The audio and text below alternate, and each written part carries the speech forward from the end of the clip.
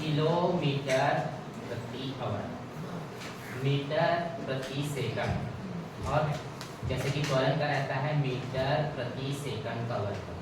ठीक है, तो ये ना इसका मतलब क्या होता है, प्रति, उसी को बोलते हैं हम लोग पर प्रति, पर बोलते हैं ना इसी को। और पर मतलब क्या होता है, उसका भाग होता है ना, पर मतलब भाग। तो वैसे ही निकला है हमारा परसेंटेज, परसेंट हुआ है। ठीक है, परसेंट, तो पर मतलब क्या होगा हमारा भाग, सेंट मतलब 100 होता है ना भाई। तो पर और सेंट करके, तो पर मतलब होता है भाग और सेंट मतलब है 100 करके। ठीक है, जिसको बोलते हैं परसेंटेज करके। तो ना प्रति भाग मतलब इसका भाग 100 का भाग होता है। ठीक है, तो कुछ भी चीज हम लोग परसेंटेज में निकालते हैं उसको करते हैं हम लोग भाग 100 का करते हैं, तभी हम उसका परसेंटेज बोलते हैं क्या। तो क्या होता है, परसेंट मतलब भाग, इसका भाग है तो 100 का भाग रहता है। ठीक, समझ आया। ठीक है, तो ये जो प्रति लिखते हैं, पर लिखते हैं, इसको क्या बोलते हैं, उसी का भाग है। बोलते हैं ना भाई किलोमीटर प्रति घंटा, है ना। तो वो घंटा किसका भाग है, उस किलोमीटर का, क्योंकि ना जितना किलोमीटर हम लोग चल रहे हैं, कितने घंटा पास हो रहा है, 1 घंटा में करके, है ना। तो वो पर करके बोलते हैं उसको, समझ आया। ठीक है, अब देखो इसमें क्या होता है, मतलब हम लोग जब बोलते हैं परसेंटेज करके, तो किसी भी संख्या का कितना परसेंट होता है वो, जैसे कि बोलते हैं परसेंटेज किसी भी संख्या का 100% रहता है, 100। मान लो हम लोग जैसे कि ना कोई व्यक्ति है, जैसे कि ना राम है ना, कोई व्यक्ति राम है, ठीक है ना, ओके। ठीक है, तो इसके पास रुपया है, मान लो 5 रुपए है ना, 5 रुपए है। अब उसका आधा कितना होगा, 2.5 रुपए होगा। ठीक है, तो इस 5 रुपए को हम लोग क्या बोलेंगे, 100% बोलेंगे, 100% है ना। अब इसका आधा मतलब 2.5 हुआ, तो 2.5 मतलब कितना परसेंट होगा, 50%। तो इस 50% को हम लोग कैसे निकालते हैं, आधार किसको बनाएंगे हम लोग, जो ना 100 क्या है, 5 रुपया है ना, वही तो आधार रहेगा हमारा। ठीक है, तो इसको कैसे लिखेंगे, मान लो हमको निकालना रहेगा कि 2.5 रुपये का 5 निकालेंगे, तभी हमारा क्या निकलेगा, परसेंटेज निकलेगा क्या, तो निकलेगा कितना, 50% निकलेगा। कि ये हम लोग ना जो भी माने रहते हैं, जो एक्चुअल वैल्यू है वही हमारा बेस रहेगा हमेशा, और उसी बेस को हम लोग क्या मानते हैं, 100%। ठीक है, तो मान लो ना हमको इस 5 रुपए में 2.5 रुपए का परसेंटेज निकालना है, तो कितना बन रहा है, 50%। ठीक है, जैसे कि और मान लो ना किसी और व्यक्ति के पास क्या है,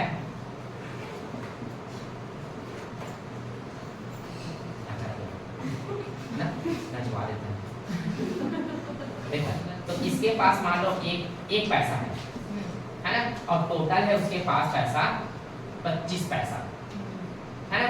तो इस 25 पैसे का 1 रुपये का कितना परसेंट है, 1 रुपया इस 25% का कितना परसेंट है ना भाई। तो निकाल सकते हैं, कैसे निकालेंगे, देखो 1 पैसा इस 25 पैसे का कितना परसेंट है, ऐसा बोला।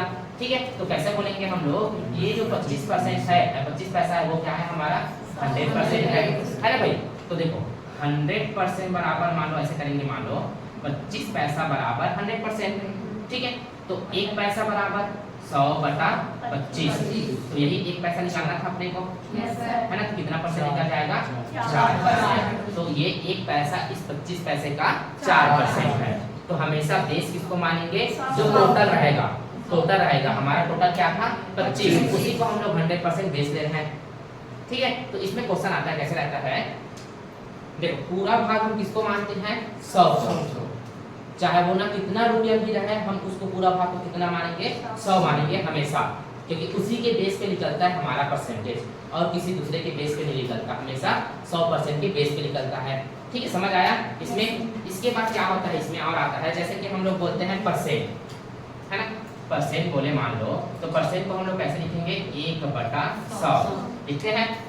जैसे कि मान लो 2% बोला, तो 2% मतलब कितना होगा, 2/100 मतलब 1/50, ऐसे बोलेंगे।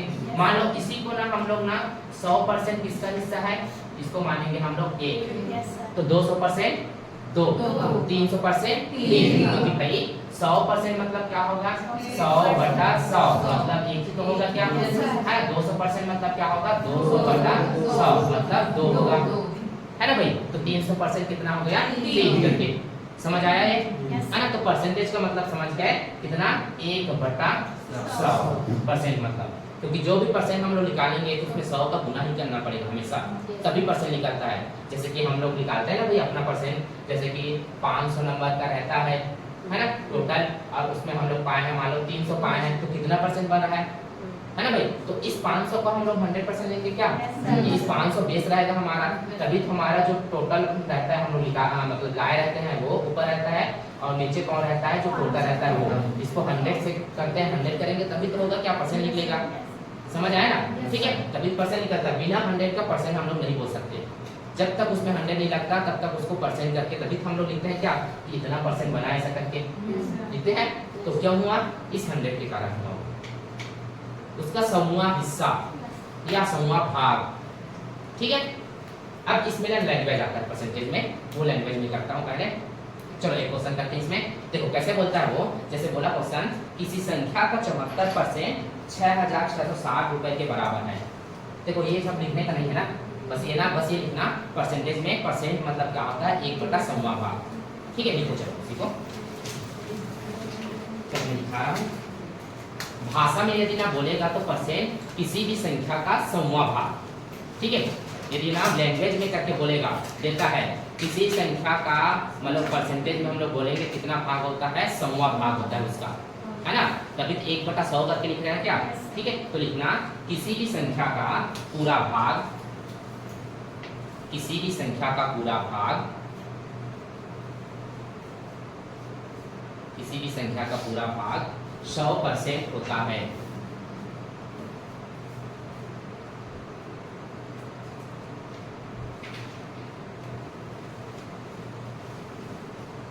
देखो कैसे बोलते हैं, ठीक लिखिए।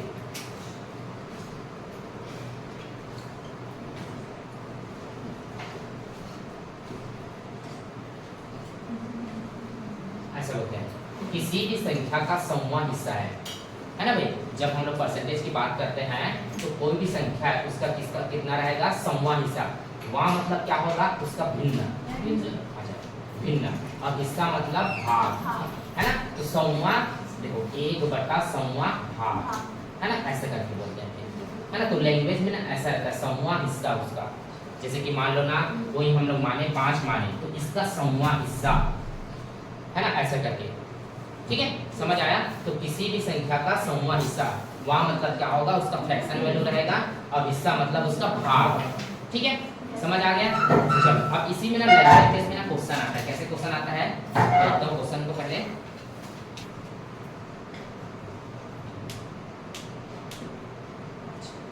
किसी संख्या का 74% 6,660 है, तो वह संख्या क्या है ना।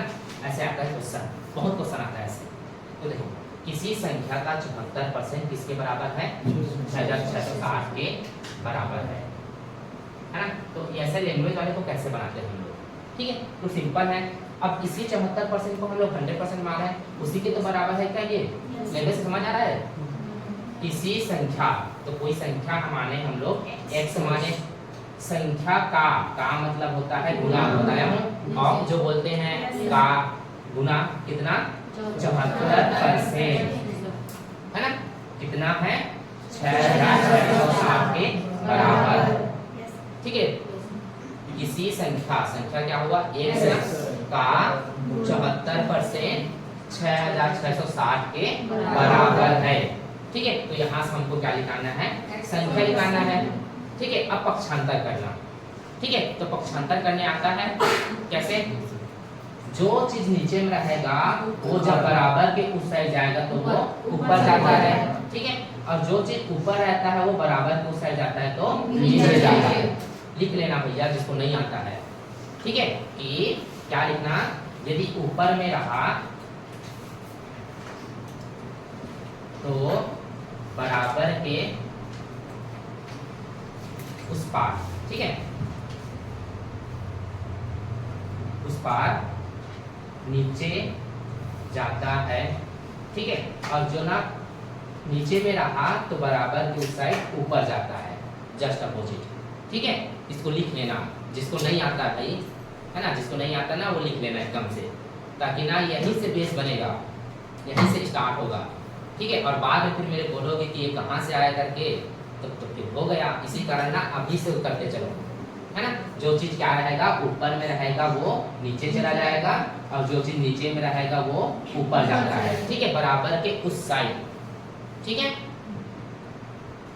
तो बराबर के उस साइड नीचे में जाएगा, और जो चीज नीचे में रहा बराबर के उस साइड जाएगा तो ऊपर चला जाएगा। ठीक है, इतना समझ गया इतना। ठीक है, तो अब करते हैं कैसे होगा ये, यही होगा कैसे, देखो x बराबर 6660 गुना 100 ऊपर चला जाएगा, है ना, और नीचे आएगा 74। ठीक है, अब काटना है हमको, काटना पड़ेगा। अब इस काटने के लिए हमको चाहिए पहाड़ा। इसी कारण मैं बोला पहाड़ा को याद करना पड़ेगा करके, तभी तो काट पाओगे। बिना पहाड़ा याद किए कैसे काटोगे, है ना। नहीं तो कैसे करना पड़ेगा, ऐसे भाग देना पड़ेगा, है ना।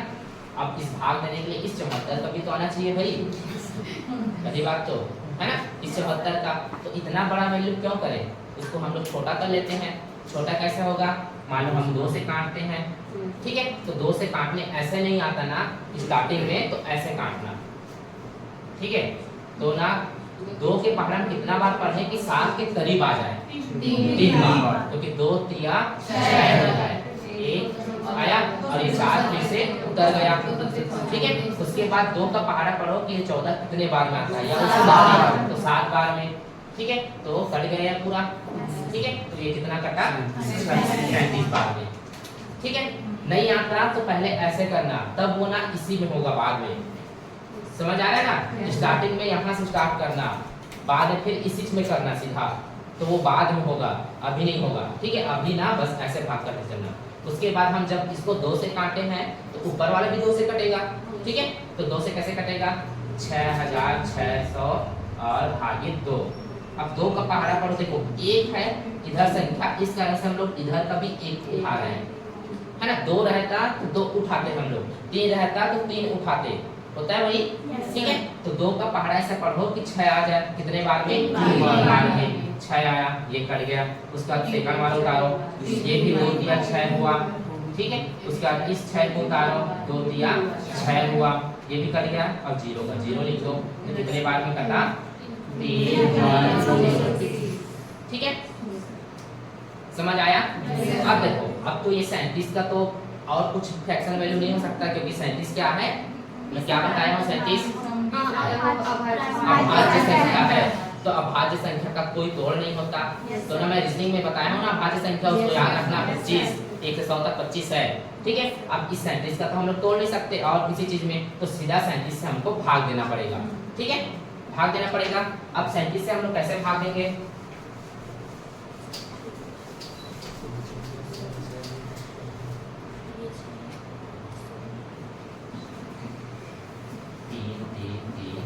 ठीक है। अब देखो 37 को मान लो हम लोग 1 करेंगे, 1 तो कर नहीं सकते, है ना। 2 मान लो लेंगे 33, तो खुद से बड़ा है भाई, है ना। इस कारण से हम लोग पूरा 3 को उठाएंगे एक साथ। ठीक है, अब 37 का पहाड़ा करते चलो, 37 गुने 74, 37 दिया 111, 37 चौक 7 चौक 28, 2 4 दिया 12, 1 44, 37 पंचे 5 7 35, 3 5 दिया 15, 3 18, 37 6 2 6 2 8 18 4 22, 37 7 7 49 4 7 21 4 25। ठीक है, फिर 37 8 8 7 56 5 8 दिया 24 24 5 29। ठीक है, तो और 37 लिया 9 7 63 6 9 या 27 27 6 33 आ गया। कितने बार में, 9 बार में कर गया पूरा, और 0 का 0 लगा दो, तो कितना बार में कटा, 90 बार में। ठीक है, तो 1 से बराबर कितना आ जाएगा, ये 90 1 100, कितना हो जाएगा, 9000। आ गया आंसर। ठीक है, तो ऐसे पहाड़ा बनाना पड़ेगा। अब देखो ये पहाड़ा बनाने का तरीका क्या है, ऐसे एक एक करके नहीं करेंगे, नहीं कर सकते, तो सीधा बड़े से करना, 7 8 9, क्योंकि एक हाथ करोगे ना 6 मारो 3 गुना, है ना। तो समझ जाना 222 आ रहा है मतलब ये तो बहुत अंतर है, तो कुछ बड़ा अंश करना है।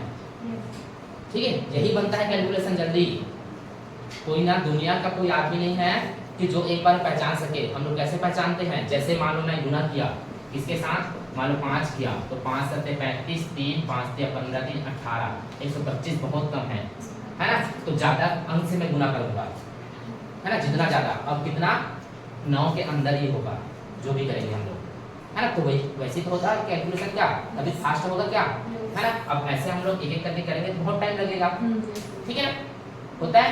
तो इसी कारण हम लोग ना एक चीज हमेशा याद रखना, ये हमेशा पूछता है 37 गुणित 3 तो 111, ठीक है। इसको ना याद रखना, किसको, 37 गुना 3 को 111, क्योंकि बहुत सारा चीज में यूज होता है ये।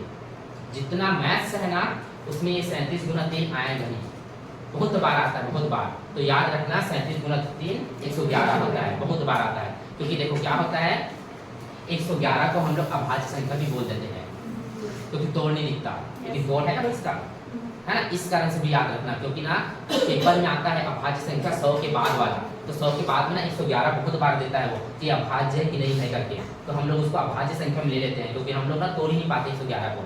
कहाँ से तोड़ेंगे, जब तक ये गुना नहीं पता रहेगा। तो इस 37 गुना 3 को ना बहुत अच्छे से याद रखना, ये बहुत सारी चीज में काम आएगा।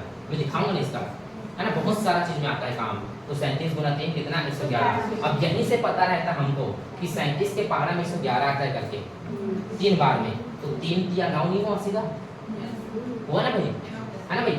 देखो एक एक लिखते हैं हम लोग, तो 3 बार में जा रहा है, तो 3 3 लिखे हैं तो और 3 बार में जाएगा, तो 3 किया 9 नहीं होगा, तो 90 सीधा आ गया ना भाई। 90 गुणित 100 9000, ऐसे होता है कैलकुलेशन, ठीक है। अब ये चीज मेरे को आता है, इस कारण से मैं जल्दी कर पाता हूँ। तो धीरे धीरे करके आता है, मेरे भी नहीं आता था स्टार्टिंग में, मैं भी सीखा हूँ, तब हुआ है धीरे धीरे करके। ठीक समझ आ रहा है कैसे फास्ट क्या होता है। अब जो मैं गुना कर रहा हूँ, है ना,